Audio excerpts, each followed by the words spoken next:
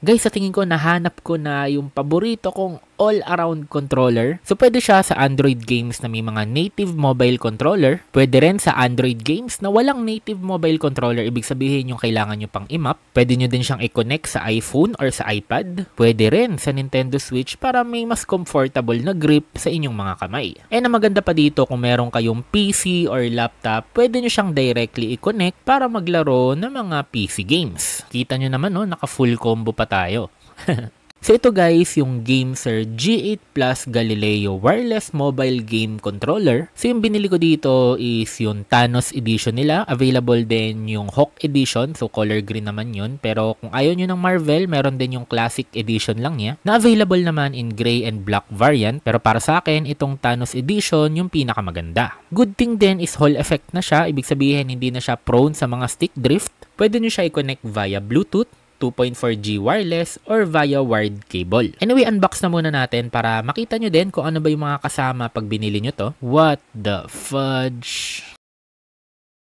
So nakalagay dito guys is I'm invalid and so wag dala natin pansinin yun. So nasa loob ng box is nandito na yung ating mobile controller. The very first time na nakita ko to, yung buttons niya dito sa right side, na-remind na agad ako sa Infinity Stones. Meron din tayo ditong kasamang 3 additional thumbsticks. So meron ditong concave or yung medyo palubog. Meron ding convex or yung palabas naman or yung parang palubo. Meron din yung maliit na thumbsticks kung ang gusto nyo ay yung malawakang rotation. Lastly, may kasama na rin tayo ditong Type A to Type C cable and yung kanyang user guide and manual.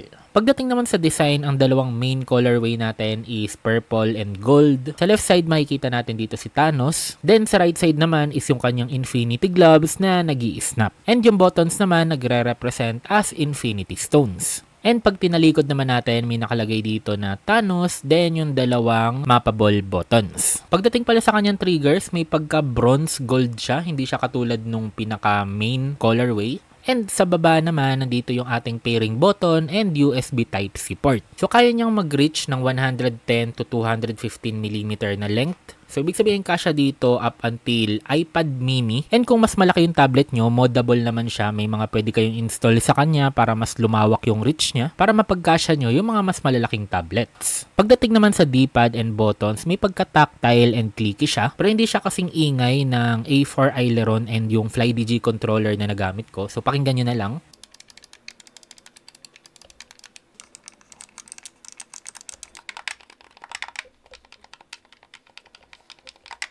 So, removable yung left and right front plates niya. Removable din yung thumbstick, so pwede nyong palitan. Pwede nyo din palitan physically yung kanyang button layout, kaya kung may Nintendo Switch kayo, okay na okay siya. And dahil mostly magnetic, madali lang lahat ibalik. Now, para ma-connect siya, pipindutin nyo tong record button. A, para i-connect siya sa Android. So, color yellow yung magbiblink. B naman, kung gusto nyo i-turn on yung DS4 mode or parang PlayStation mode. So, magko-color blue naman siya. Ito rin yung gagamitin nyo pag gusto nyo siyang i-connect sa iPhone or any iOS devices. Letter Y naman, pag gusto nyo i-connect sa Nintendo Switch. Then, magko-color red naman siya. Letter X naman, magko-color green siya. Ito naman para i-connect siya sa 2.4G dongle. So, hindi siya kasama, kailangan nyo siyang bilhin separately kung gusto nyo mag-wireless ng 2.4G. Then lastly naman, plus button, magko-color light blue siya. Ang tawag naman ngayon dito G-Touch mode. Ito yung mode na mag-aalaw sa inyo mag-remap ng mga non-native games para magamit nyo sa controller, like Mobile Legends and Call of Duty. So pag naka-Android phone kayo, which for sure ito yung madalas nyong gagamitin,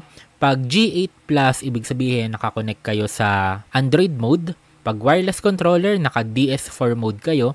Pero pag G8 Plus _G, naka G-Touch mode kayo. Ito yung pinaka biggest difference niya over dun sa base na G8 Galileo na na-review ko na din dati. Kasi yon supported lang niya ang USB Type-C. Ibig sabihin, hindi siya multi-platform. Pwede pa rin naman ang iOS, basta iPhone 15 and above. Basta yung mga naka-USB Type-C na. Hindi nyo siya pwede i-pair sa Nintendo Switch and hindi nyo pwedeng gamitin sa PC. Pero ang pinaka-advantage nitong base Galileo dahil nga wired connection siya, zero latency or wala siyang delay. So medyo matagal ko nang ginagamit tong G8 Plus. Ayun, makikita nyo, may Warzone pa nga noon time na nabili ko siya. Ang masasabi ko lang pagdating sa kanyang delay, hindi nyo ganun kapansin pero meron pa din. Kumbaga most games very playable naman, hindi nyo masyadong manonotice naman yung delay. Like for example, ang plano nyo lang naman laruin Genshin Impact, Withering Waves, Grid Legends, or basta basically yung mga medyo may pagka-casual lang na games, hindi kayo magkakaroon ng problem sa kanya kasi nga, sabi ko, yung delay niya,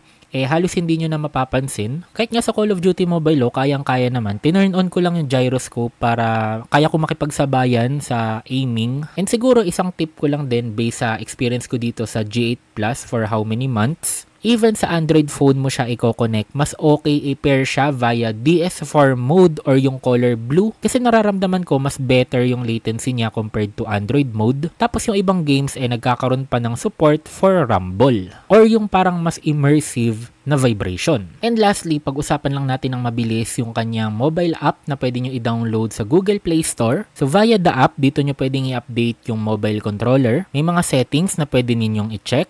Dito nyo din pwede i-test yung buttons ninyo kung may issue or may sira ba. Dito nyo din pwede i-adjust yung dead zone ninyo. Mag-switch digitally ng button layout and mag-map ng button sa likod. Mag-adjust ng vibration strength. And nandito din yung settings para mag-adjust ng G-Touch mode. So yun lang guys, quick video lang tayo para dito sa GameSir G8 Plus Galileo Thanos Edition. Kung nagustuhan mo yung video natin or may natutunan ka, don't forget to like, comment, and subscribe. See you again in the next video.